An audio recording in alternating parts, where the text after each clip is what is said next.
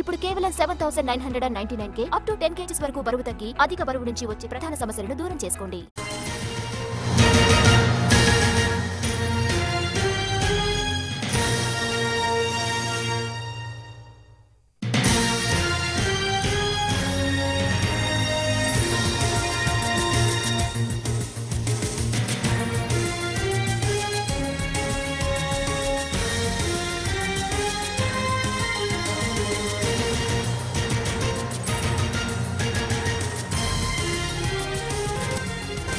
తెలంగాణలో కొత్త కారిడార్ ప్రతిపాదనను ఆమోదించాలని కేంద్ర మంత్రి పీయూష్ గోయల్ కు విజ్ఞప్తి చేశారు సీఎం రేవంత్.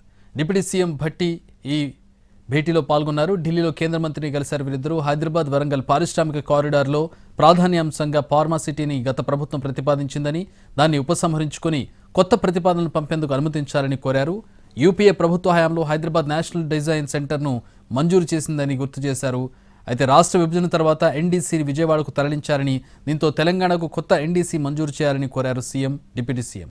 అలాగే కరీంనగర్, జనగాం జిల్లాల్లో లెదర్ పార్క్ ఏర్పాటుకు అవసరమైన భూములు ఉన్నాయని, కేంద్రం లెదర్ పార్క్ను మంజూరు చేస్తే వెంటనే భూములు కేటాయిస్తామని కేంద్ర మంత్రి పీయూష్ గోయల్ దృష్టికి తీసుకెళ్లారు.